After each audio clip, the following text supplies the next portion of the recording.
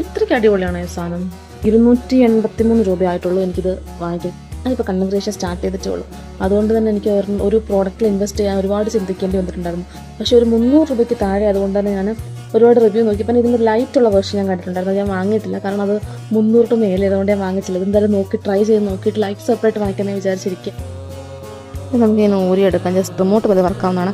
ഞെക്കി പിടിച്ച് കഴിയുമ്പോൾ ഇവിടെ ഇത് ഓണാവും. പിന്നെ ഇത് നമുക്ക് കൺട്രോൾ ചെയ്യാൻ പറ്റും. വീഡിയോ ഓണാക്കാൻ, ഈവൻ ഫോട്ടോസ് എടുക്കാനൊക്കെ ഇത് നമുക്ക് കൺട്രോൾ ചെയ്താൽ മാത്രം മതിയായിരിക്കും.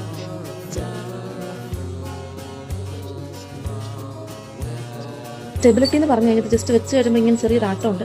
പക്ഷേ ഈ ഫോൺ വെച്ചിട്ട് നമ്മൾ അനക്കാതിരിക്കും. എന്തായാലും 300 രൂപയുടെ താഴെയുള്ള സാധനമല്ല, അപ്പോൾ അത്രയും ഒരു ക്വാളിറ്റി ഉണ്ട്. നിങ്ങൾ കണ്ടന്റ് ക്രിയേഷൻ ആദ്യമായിട്ട് വരുവാണെങ്കിൽ ഉറപ്പായിട്ട് ഇത് ട്രൈ ചെയ്ത് നോക്കേണ്ട ഒരു ബഡ്ജറ്റ് ഫ്രണ്ട്ലി ആയിട്ടാണ്.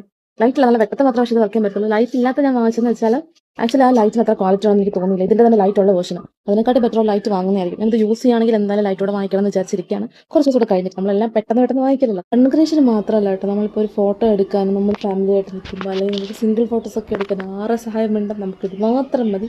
റിമോട്ടോട് ഉണ്ടെന്നുണ്ടെങ്കിൽ നമുക്ക് ക്ലിക്ക് ചെയ്യാനും പറ്റും. സോ ഒരു ഗെയിം ചേഞ്ചർ തന്നെയാണിത്. ഞാൻ കണ്ടന്റ് ക്രിയേറ്റർ അല്ലെങ്കിലും ആണെങ്കിലും ഇത് മസാവാണെന്ന് ഞാൻ പറയത്തുള്ളൂ. So by.